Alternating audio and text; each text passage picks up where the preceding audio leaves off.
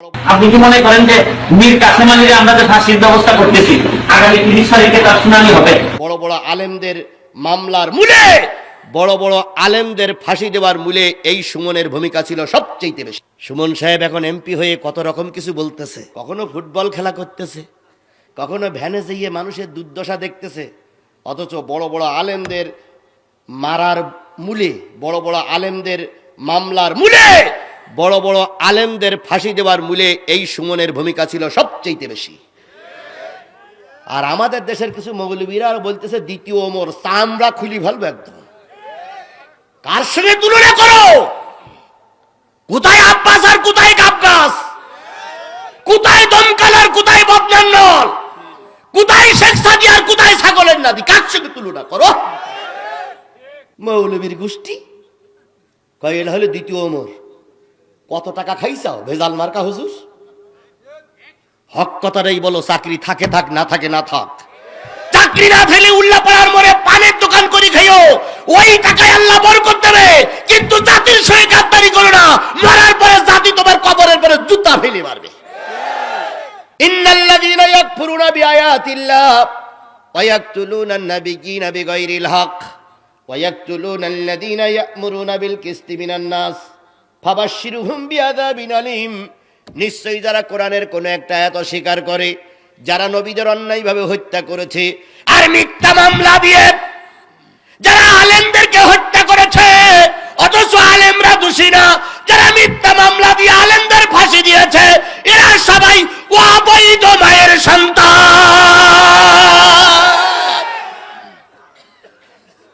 এদের জন্য জাহান্নামের সংবাদ শুনিয়ে দাও। কার বক্তব্য? আল্লাহর বক্তব্য। এই জন্য আমার বক্তব্য, মোহাম্মদকে মেরে ফেলা হোক। আবু সুফিয়ান বলে চুপ কর। আর একজন বলতে মোহাম্মদের সঙ্গে আমাদের রাগারাগি, এই সেই বিভিন্ন 7 সমুদ্র 13 নদী। এরপরে শেষ পর্যন্ত সবার বক্তৃতা শেষ, আবু জেহেলের বক্তৃতা শুরু। ভাইয়েরা আমার, বোনেরা আমার, এক বুক ব্যথা নিয়ে জাতির সামনে বক্তৃতা করিতেছি যে আমরা এত সুন্দর একটা ফর্মুলা বাহির করলাম, বহসের ফর্মুলা। সবাই আসিল, বিরোধী পক্ষ জোট আসিল না। বিরোধী পক্ষ জোট তো নবী এবং নবীর দল, কথা বলেন ঠিক না বে ঠিক? ওনারা আসলো না, ওনাদের দাওয়াত করলাম, আসিল না।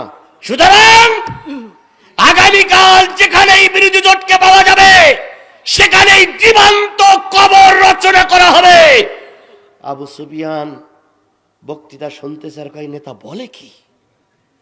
আল্লাহ রাব্বুল আলামিন জিবরাইল পাঠাই দিয়ে বললেন, অনেক কথা হচ্ছে, নেতারা বলতেছে, এবার আপনি ময়দানে যান। নবীজি কয়জন?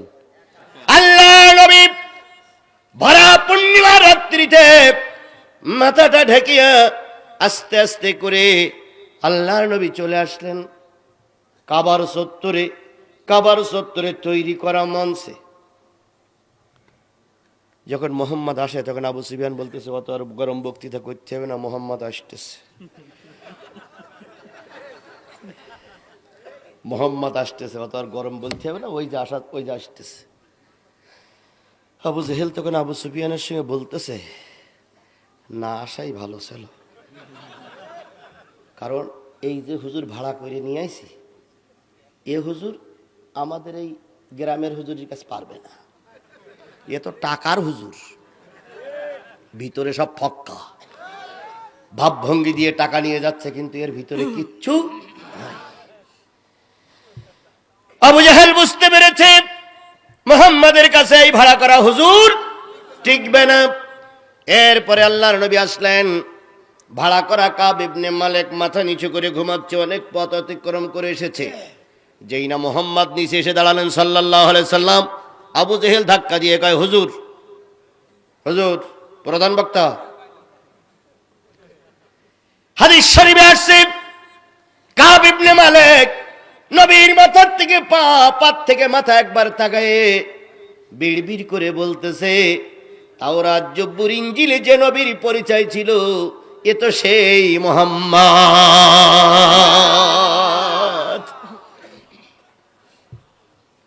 কিন্তু চুক্তি হয়েছে কয় বস্তা? এটা তো নিয়ে যাওয়াই লাগবে। আমি জানি বড় হুজুর সত্যের পক্ষে আছে, তারপর পরে কোর্টে দাঁড়িয়ে মিথ্যা কথা বলতে হবে, তা না হলে আমার উকিলগিরি থাকবে না। জাতীয় বেঈমান, জেনে বুঝেও যারা সত্যের বিপক্ষে অবস্থান নেয় এরা জাতীয় বেঈমান। সুমন সাহেব এখন এমপি হয়ে কত রকম কিছু বলতেছে, কখনো ফুটবল খেলা করতেছে, কখনো ভ্যানে যেয়ে মানুষের দুর্দশা দেখতেছে, অথচ বড় বড় আলেমদের মারার মূলে, বড় বড় আলেমদের মামলার মূলে, বড় বড় আলেমদের ফাঁসি দেওয়ার মূলে এই সুমনের ভূমিকা ছিল সবচেয়ে বেশি। আর আমাদের দেশের কিছু মৌলবীরা বলতেছে দ্বিতীয় ওমর, চামড়া খুলি ফেলবো একদম। কার সঙ্গে তুলনা করো? কোথায় আব্বাস আর কোথায় গাবগাস? কোথায় দমকাল আর কোথায় বদনান্নল? কোথায় শেখ সাদি আর কোথায় ছাগলের নাদি? কার সঙ্গে তুলনা করো? মৌলবীর গোষ্ঠী কয় এটা হলো দ্বিতীয় ওমর। কত টাকা খাইছাও ভেজাল মার্কা হুজুর? হক কথাটাই বলো, চাকরি থাকে থাক, না থাকে না থাক। চাকরি না থাকলে উল্লাপাড়ার মোড়ে পানের দোকান করে খাইও, ওই টাকায় আল্লাহ বরকত দেবে। কিন্তু জাতির সঙ্গে গাদ্দারি করো না, মরার পরে জাতি তোমার কবরের পরে জুতা ফেলে মারবে।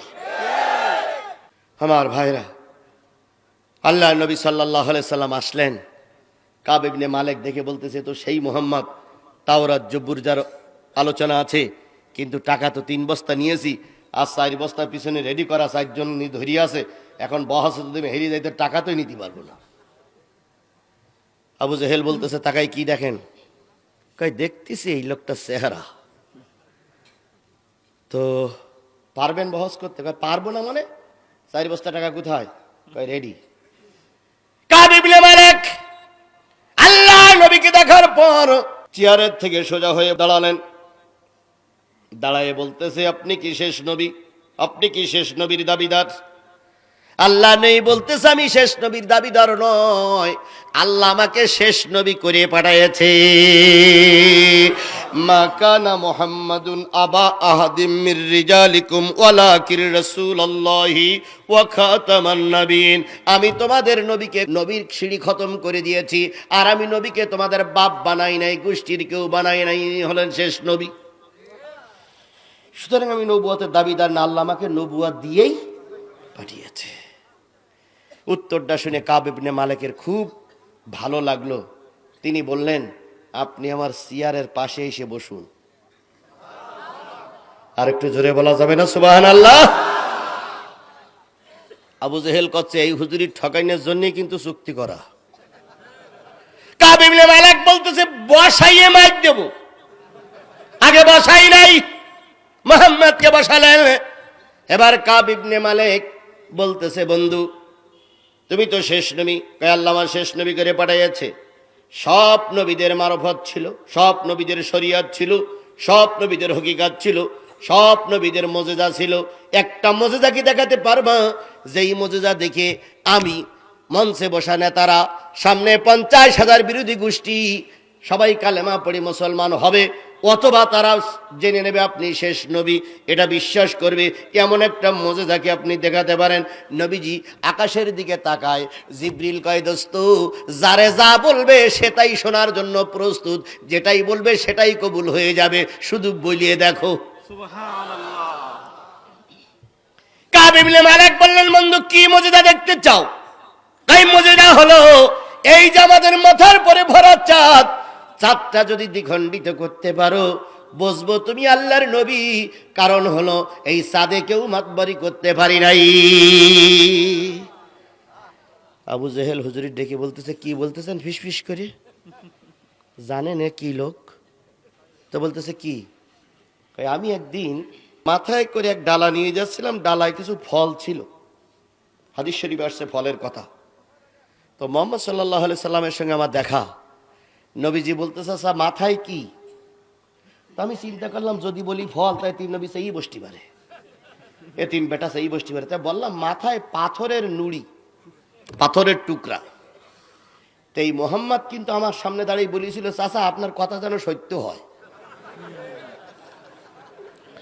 কোনো বদদোয়া কিছু না, আপনার কথাটা যেন সত্য হয়।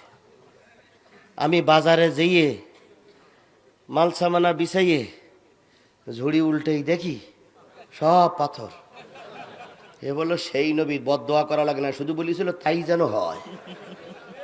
সুতরাং প্রশ্ন করার আগে হিসাব কিতাব করেই প্রশ্ন করিও। আর একটা দিনের কথা বলি, আমি মোহাম্মদকে পরীক্ষা করার জন্য পাথরের একটা নুড়ি নিয়ে, পাথরের একটা টুকরা নিয়ে হাতে নিয়ে মোহাম্মদের সামনে যেয়ে বলতেছি, মোহাম্মদ সাল্লাল্লাহু আলাইহি সাল্লাম, বলো তো আমার হাতের ভিতরে কি আছে? মোহাম্মদ তখন মিসকে হাসি দিয়ে বললেন, চাচা, আপনার হাতের ভিতরে যেটা আছে ওটা যদি ওখান থেকে স্বীকার করে, আর হাতের ভিতরে যেটা আছে ওইটা যদি বলে মোহাম্মদ শেষ নবী, আখিরি জামানার নবী, মোহাম্মদ সত্য নবী, আপনারা কি বিশ্বাস করবেন? আপনি কি কালেমা পড়ে বিশ্বাস করবেন? বলার সাথে সাথে আমি বললাম হ্যাঁ মেনে নেব। অমনি হাতের ভিতরে নড়াচড়া শুরু হয়ে গেছে। হাতের ভিতর থেকে বলতেছে, আমি পাথরের কণা অমুক জায়গায় আবু জেহেল খুঁটে নিয়ে আইছে, আমি সাক্ষী দিচ্ছি আল্লাহর নবী মোহাম্মদ শেষ জামানার পয়গম্বর। বলার সাথে সাথে পাথরটা ছুঁড়ে মারলাম। যে নবী পাথরে মজেজা দেখাতে পারে সেই নবীর কাছে প্রশ্ন করার আগে হিসাব কিতাব করিও। আল্লাহ নবী সাল্লাল্লাহু আলাইহি সাল্লাম আবু জেহেল উপদেশ দিল, বুঝে শুনে প্রশ্ন করিও কাব ইবনে মালিক। কাব ইবনে মালিক বলতেছে, বন্ধু, চাঁদকে দ্বিখণ্ডিত করতে পারবা? আল্লাহ নবী আকাশের দিকে তাকে আল্লাহ বলেন, যারে যা বলবা সে তাই শুনবে, সুবহানাল্লাহ। আল্লাহ নবী ইশারা করে বললেন, চাঁদরে যদি তুই বুঝিস আমি আখিরি জামানার পয়গম্বর, 50,000 বিরোধী নেতা কর্মী আমার সামনে লাঠিতে তেল মাখাচ্ছে আর আমার বিরুদ্ধে স্লোগান দিচ্ছে, আমার পক্ষে কেউ নেই আল্লাহ ছাড়া। আজকের চাঁদটা দ্বিখণ্ডিত হয়ে গেলে জাতির কাছে আমি সত্য নবী বলে প্রমাণিত হয়ে যাব।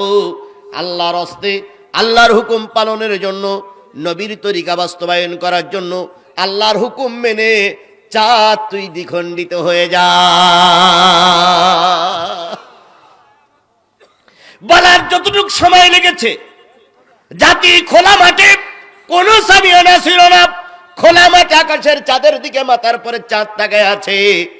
চাঁদ দুভাগ হয়ে গেল। আবু কুবাস পাহাড়ের পাদদেশে চলছে সমাবেশ।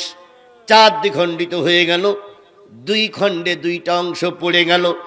আল্লাহর নবী যখন চাঁদ দ্বিখণ্ডিত হয়ে গেল, তখন 50,000 জাতিকে লক্ষ্য করে বলল, দেখো দেখো, ইয়ারাও দেখো,